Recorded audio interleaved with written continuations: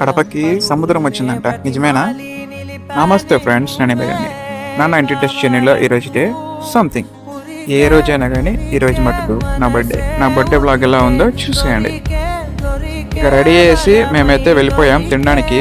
Barbecue nation వెళ్దాం అనుకున్నాం, కానీ ఎందుకో మళ్ళా బృందావనికి అయితే వెళ్ళిపోయాం. ఇప్పుడు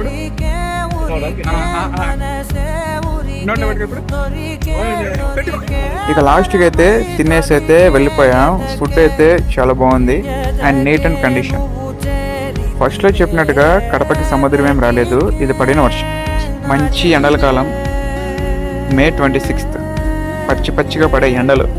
అలాంటిది నా బర్త్డే రోజు నైటు ఫుల్ వర్షం. ఈ వర్షంలో కూడా మా ఫ్రెండ్ లక్కీ అండ్ మా బావ నా కోసం కేక్ తెచ్చారు. నాకైతే చాలా సంతోషంగా ఉంది.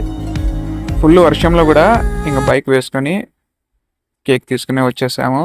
సో ఇంటికైతే వచ్చేసాము.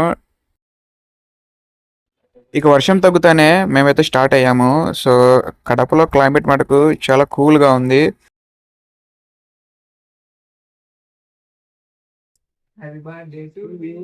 Happy birthday to you Renikanth, happy birthday. ఇక ఫైనల్గా రూమ్కి అయితే వచ్చేసి కేక్ అయితే కోసేసాం. చాలా కష్టపడ్డారు మా బావ అండ్ లక్కీ.